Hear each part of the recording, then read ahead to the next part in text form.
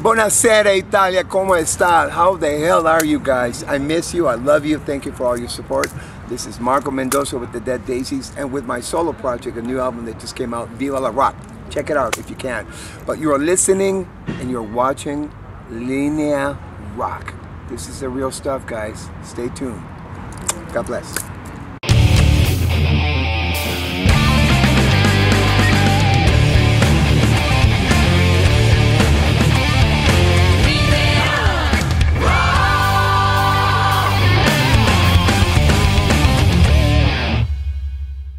Hi Marco. How are you, Barbara? Fine, how are you? I'm good. Welcome back to Milano and welcome to Linea Rock. It's good to be back. It's good to be back. Always have a close place in my heart for you guys. You guys have taken care of me for a long time. Thank you. And you're here in Milan tonight for to present the new solo album, Viva La Rock, which just came out last March. March 2nd. And this is the third, I guess. It is my third album. It's my third solo album. And you know, 3 is a perfect number. So you have a big responsibility here. I do, you know, and can I be honest, you know, when I got approached to do another solo album, I got approached a few years ago because it had been like 7 or 8 years since the last one, since Casa Mendoza. And it takes a lot of work, it takes a lot of effort, but I wasn't too keen on jumping on it. And I've been extremely busy with the Dead Daisies. We've been recording albums and touring and all that. So let's just say that everything worked out and Target Mighty Music approached me at the right time and I had 2 weeks available. Wow. And that's what it was. I had 2 weeks open. I called my friend Soren in Copenhagen to work with him. We've been talking about working and just the stars aligned. Everything worked out without pushing it. And I believe life is like that. When things are supposed to happen, they happen. So we ended up with Viva La Rock. But why now? After 7 years, you felt the need, you know, to express yourself again with the solo. I always do. I always have the need. I think the people that know me from, you know, from the bigger bands. I could drop names, but they also know me from my side projects. You know, I have a lot of side projects because I think music is vast. Music is ever changing. It's ad infinitum. You can learn and you know, you can entertain and you can reproduce music forever. And sometimes you don't even repeat yourself. But I think it's the heart and the spirit of a true artist when you want to create.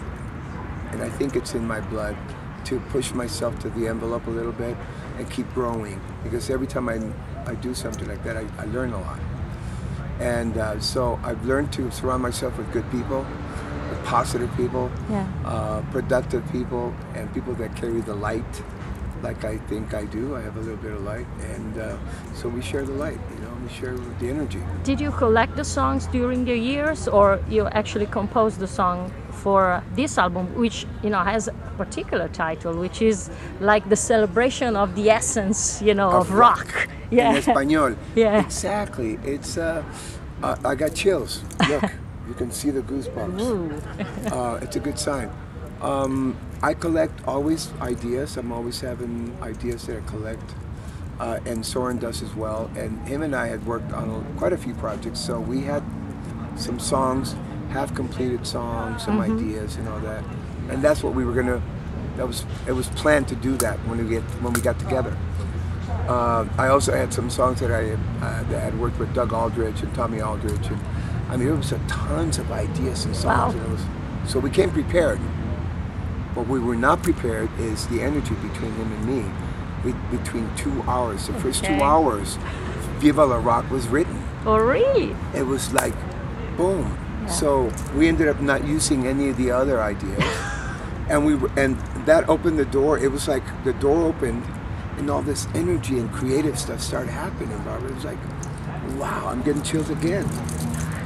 It was like we opened the door and just it came down from the heavens, because that's where it comes from. But how is a different experience for you, you know, working just for yourself, being, let's say, your own boss, and not working maybe for another project, for another band? Is this like a way, a more pure and intimate, you know, Marco Mendoza that we have here? How do you live it? I don't think about it. I think I love what I do so much. I really enjoy it so much. Even though I might burn myself out a little bit sometimes because I want too much. I enjoy the ride. I enjoy, riding the wave out to the beach, every little experience. And it's very important to surround yourself with people that believe you, that trust you, that support you in your vision. That's the only thing that might be a little hard to surround, because sometimes your radar doesn't work and you pick the wrong people and that ends up going somewhere else and all that. But as I get older and a little more wiser and more experienced, I think I can pick the right people I want to hang out with and be productive with and be creative with. And but yeah, it's like a kid. Imagine you, when you were 5 years old or 6 years old, say, in a candy store. Okay. You want to eat this candy, you want to eat that candy, and you can't get it. That's how you feel, because now there's no limits. And when I write, and when I did this album and the other ones, you might be off target or not. Sometimes you are on target, but I don't have any parameters. I just go. And when you have somebody like Soren Anderson, he's just capturing. Yeah. He says, bro, that's it. Let's go here. Let's go that way. Oh, that's it. Let's go this way. And before you know it, we have some cool stuff. We had a lot of fun. I think that's the factor. That's the ingredient that's really important in music. Okay. I think when it turns into a job, you must produce the right song. You must write the right song. You block yourself, because I think it's an energy that flows. I have a song on the album about that, about letting life flow. Let it flow. It comes, it moves, it changes colors, but it will not affect who you are. It'll add to who you are. Right. And you're also a frontman here during the tour. Yes. You sing, so it's is it a different approach to the stage?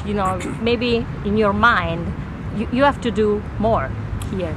You have to do more, but again, I love it so much, and it's a natural place for me. Okay. It really is.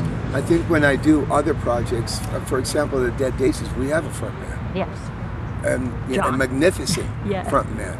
Couldn't get better. You have John Sykes. Yeah. So my role becomes, as a bass player, as a background singer, supporting the frontman.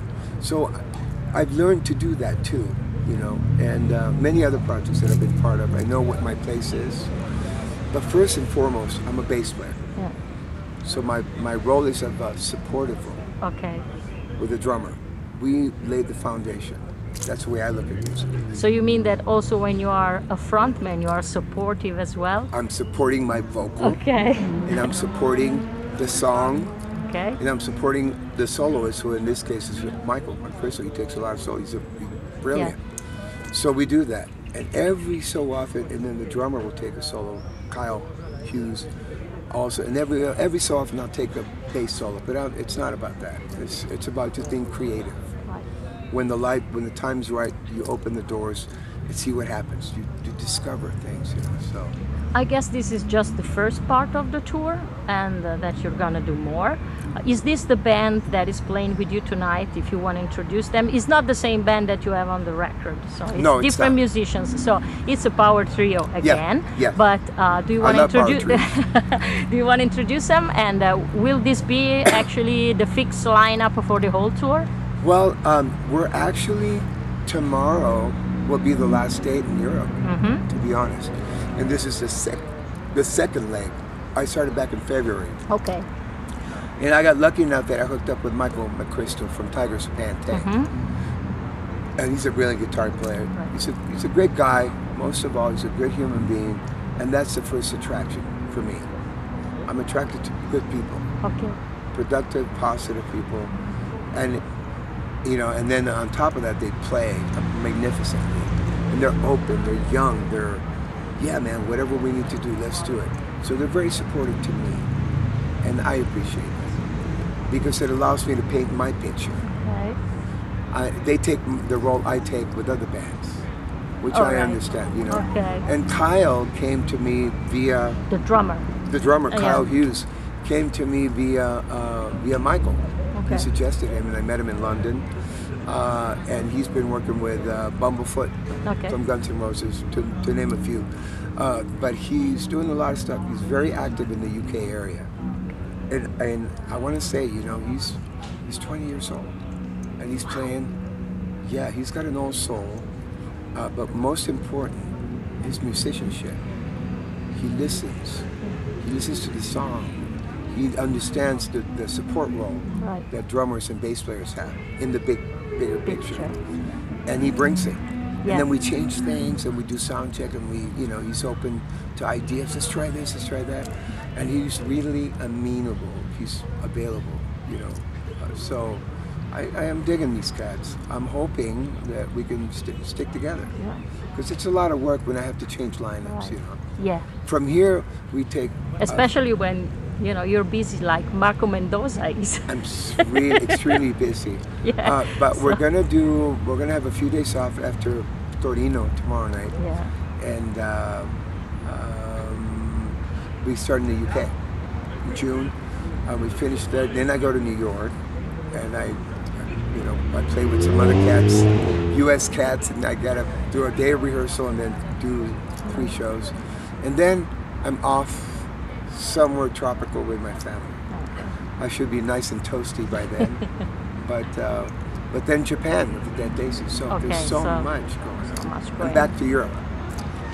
Do you have a set list for tonight? Do you change set list every night? And especially since, you know, there's a lot of people coming to your shows that come from, you know, different, you know, you've done so many things that maybe some Whitesnake fans are coming, some Ted Nugent fans, of course, some Dead Daisies fans, some Mendoza fans. So how you can please everybody with your set list? You can't please everybody. I think at the end of the day, you just play what's dear to your heart, what's honest and sincere, and you deliver it, and I think people walk away going, that was cool. But I do pay tribute to some of the bands. I just won't say who or which ones. But I include that in the album. Yes, you have 2 cover songs. I have 2 songs. 2 songs. One Thin Lizzy song? Thin Lizzy, and who I spent 22 years with, by the way. Not that I was counting, but 22 years, 94 to 16. It's a long time. It's a long time. And my time with Ted Nugent, you know, which is like going to rock and roll school. Yeah. That cat is legendary status. He's the ultimate rocker in my mind. He's done it all. He's been around forever, and he's a brilliant human being. He's just, I respect him so much. His delivery and his opinion might cut people the wrong way, but if you really pay attention, the message is a good message, and that's what matters to me. Okay. Good message, not the delivery. About Ted, yes. You collaborated with him a lot, and your friends, as you said. Did you ever go hunting with him? And what kind of experience was that? I know that you are, you know, you're not against guns, so yourself, so you also share that, you know, that. You know, that's even now, especially now, that's almost like a political thing to get into, and it really blows my mind what's going on with with guns these days and teenagers. It's heartbreaking. It is. And all I want to say, and listen to me, and I mean this, it's not the guns. It's the lack of responsibility from the parenting to the children that are unstable, that have flags around them going, help me, there's something wrong with me, something wrong with me, and nobody does anything because they're afraid of the consequences. And that's what's wrong with the system. That's what's wrong, in my opinion. You know, yes, there's some things that we can do to control it, but I don't think there's a black and white solution. It's a gray solution. Okay. Because we are the people. It's always compromise. Exactly. You know, if you want to live that way and I want to live this way, we don't have to live together, but we can compromise to let each other live the way we want to. That's it. Somewhere in the middle is the answer. The gray area is the answer. But did you ever go hunting with Ted? How about them Dodgers? No. No. Of course I did. Okay. I can never deny that. Okay. I have eaten, I grew up, to explain myself, I grew up in a hunting home. Yeah. When I was 8 years old, I had my first rifle. Okay. I got it for my birthday. Wow. Yes. Before a bass. Before a guitar. Oh, before a guitar. I had a okay. gun. And my father taught us the responsibility and the discipline of owning a gun. Yeah. He taught us how the whole thing functioned, how to reload bullets, how to put the powder and measure the powder for the power and the lead, and the whole thing. And every time we went target shooting, because it was targets, we had to clean the gun, take it apart, learn how it functions, put it together, put it in the rack, and lock it. Okay. And then he would take the key. That's a responsibility. You know what I mean? Yes.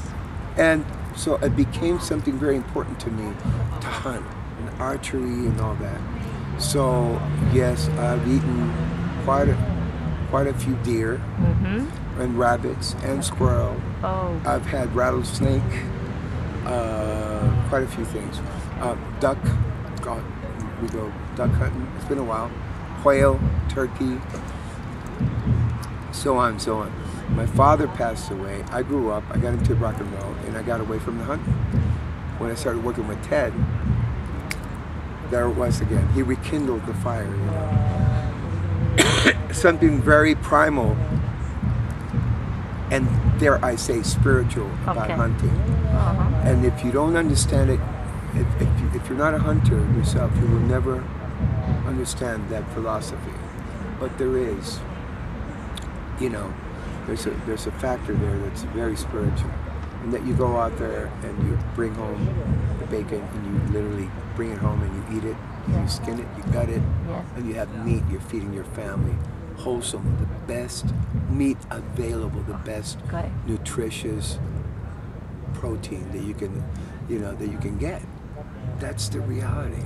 And I understand that people that don't believe in that, you know, I get it, and I respect your opinions, you know, and I try not to mix politics for a lot of reasons, because we're musicians, we bring music, and I think our main gig, our main purpose is to escape for a few hours. It's to celebrate life with music and be happy, and then we can deal with life in the morning. When we wake up at 9 a.m. and we go to a job that we don't like, and we're like, what the hell am I? We're not making enough money, and it's like, wow. So, did you ever have a job that you don't like? I did. Or you did? I did. I did when I did quite a few jobs. My father, that was the one very important thing that my father instilled in me, the importance of earning a dollar yourself. Yeah. And so we grew up in a neighborhood where some of the other kids had, you know, allowances. You know, allowances every week they get a couple. And my brother and I used to get my dad, how come we're not allowance? My ass, come here. And he ended up building a shoebox for us. So we went and got some wood, we cut it, put it together. We got a bunch of grease, brushes, and let's go around the block, knocking on some doors. Can I shine your shoes, sir? Well, yes. Here's a quarter. Whoa. Yeah. And then around the block, because we were young. And then I ended up with 6 to 8 customers every 2 or 3 days. Wow. So now I was making some money, going, whoa. So now I go to the same customers and go, hey, sir, well, I did your shoes, but can I wash your car? Okay. And they, well, yeah, why not? So yes. So I learned the work ethic. Okay. I learned that if I wanted something, I could go get it. And when music came into your life as a job, it was with Blue Murder, the first important gig that you had? No, I did. I was in Mexico, and I did quite a few things down there. Okay. That kind of learned me. I learned a lot, and the learning process began there. Okay. And then I got married very young at 16. And I wow. had, 16. Wow. And I had 2 kids right away. Wow. And I was with a original rock and roll progressive band in Mexico. And pretty established, famous. They had albums and all that. And then And then that work ended. So all of a sudden, I have rent and kids to feed and a wife. And so I came to the States, to San Diego, to work, and I did every gig you can imagine in front of me. That was, 19, 20. I remember I couldn't stay in the club. I used to go play and get out because I Too young. Too young, Okay. California. But I learned a lot. I did every gig you can imagine. Latin, funk, jazz, Spanish, pop, reggae, country. And I think that's where, I learned a lot about bass playing and different styles and all that. But among all these genres, what do you think is the one that valued your style the most? Well, I'm a rocker. I started with rock and roll. Abbey Road was the first album that I got. And after that, I started playing guitar, and Creedence Clearwater Revival was my band. And from then on, I went to Grand Funk Railroad and Allman Brothers and Bread and Savoy Brown and on and on. Even Ted Nugent and Deep Purple, which I ended up, touring with later. It's a trip. But it's a trippy story. And what do you think is the best record that you did up to now? Talking about, performing and your performance as a bass player and your contribution as well. Well, I'm really right now lit up about the Dead Daisies, I gotta say. Okay. I'm all in it. I really love the guys. I think we're striving to grow. Yeah. We're striving to become something that's yet to be seen. You know what I'm saying? Yes. And I love that. I love that we're all on the same page and we're trying to write.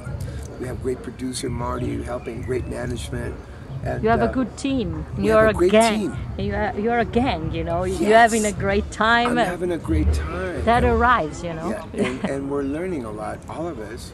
Even though, we've been around for a while, experienced. All of you. But yes, we all are. And so I really am into that. I'm really proud of the work that I've done with the Dead Daisies. Okay. Not only this record, Burn It Down, but,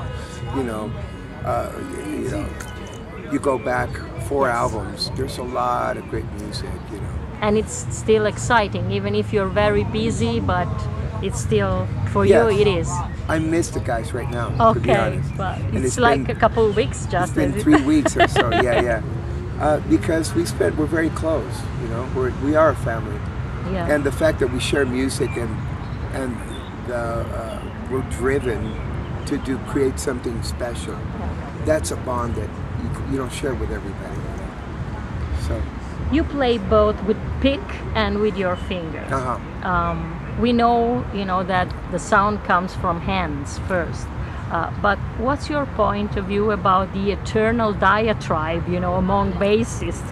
What's the way, the pick or the fingers, or it's a bit of both? I think it's a bit of both. Okay. And I have to admit, when I started playing bass, and I ended up with playing fretless, exclusive. I didn't play nothing else but fretless. Which is how I got the gig with John Sykes for Blue Murder. But that's another story. Let's just say that I went to the studio one time, and I think it was John, with my finger idea. My tone is here, my fretless is beautiful here, intonation is really good, I got chops, the tone is big, and then I heard the other option. The fretless with a pick, and it was Tony Franklin, with a pick.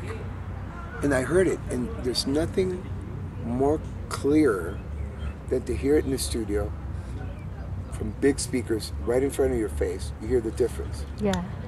I went, that's what it is. It's the pick. Because I was playing all the right notes, and I didn't have the character, it didn't have the attack that you get with the pick. Right. So I opened my mind, and all of a sudden I started working more. It's a trip, and I went back to fretted bass, and I started working even more. I think you have to be open if you're a real musician, not only a bass player. If you're a musician at heart, you respect the song, the melody, and what your job is within that picture.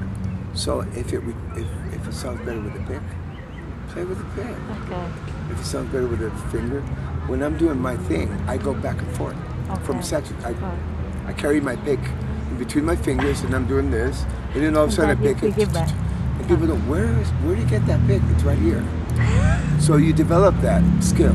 Certain sections need the attack. Yeah. And then certain sections need the big tone from the fingers.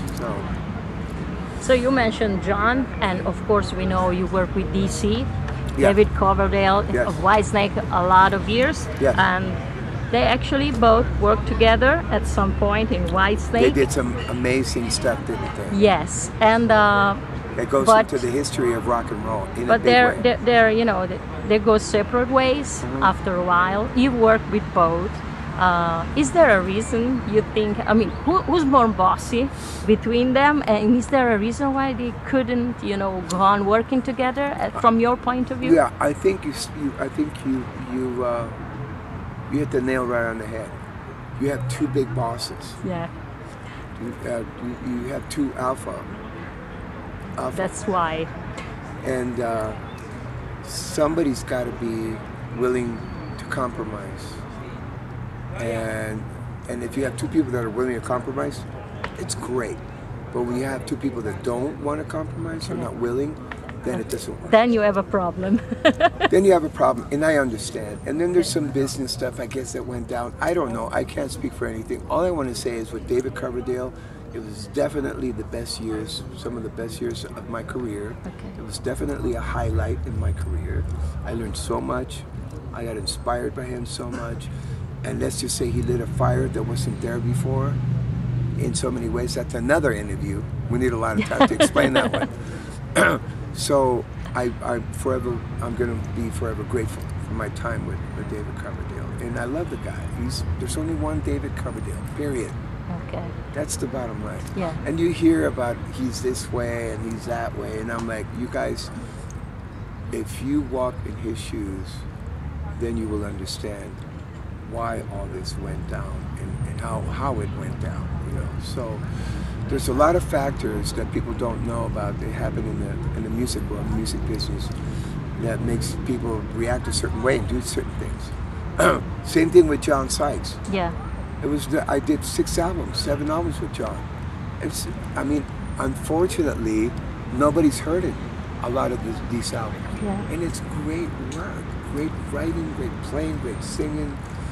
And I'm all over the place there too. But you know, he's home. He's not coming out to play. And I'm like, John, come on, let's play, man.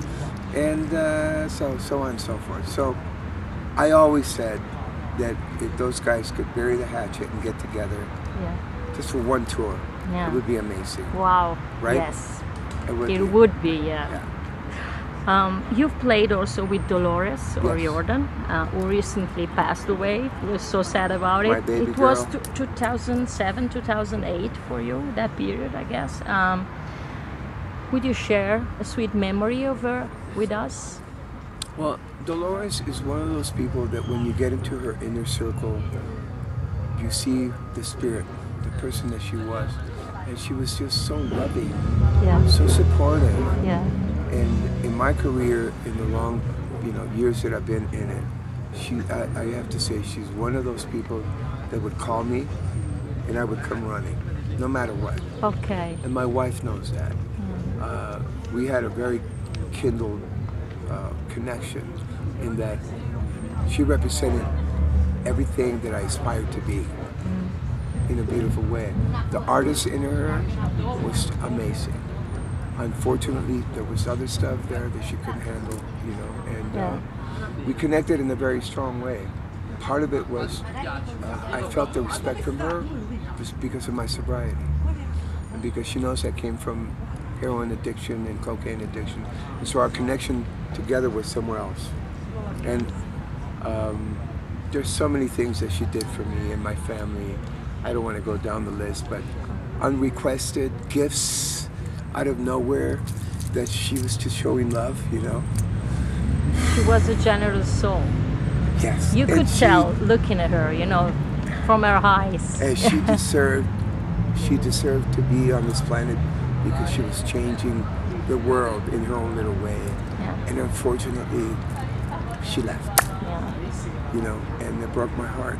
I was talking to her shortly before that, and I wanted to run. I just wanted to run to help her, just to be with her, and circumstances wouldn't let me, but it was sad.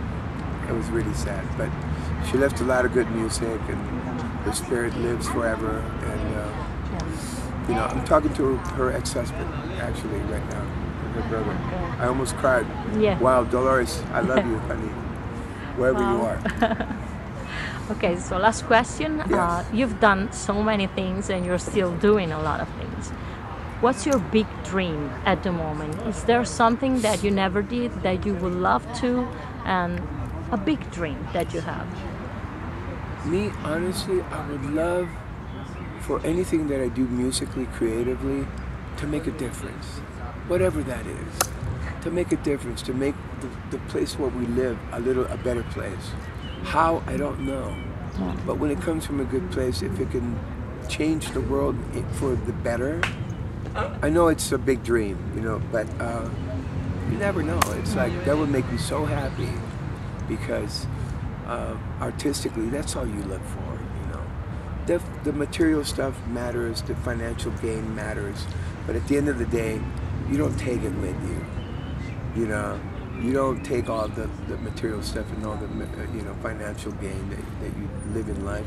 What you take is your heart, the love, the spirit, the things you accomplished in life. Those are the important things, you know. So, yeah, I would like to change the world for a better. How? I know that's a lot to ask for, but a little bit at a time. You know, just make people think. How can we make a difference? That's all. Make people think how they can make their lives and their circles, social circles, a better place. You know? Be of service. Right. Be courteous. Be loving. Be patient. Be tolerant. Be at peace. Thanks, Marco, for your time. I'm sure that we will meet very, very soon again in Italy. Okay. Thank you, Barbara. Thanks very much for your time. And Viva la Rock! Viva la Rock. That's it. Bye.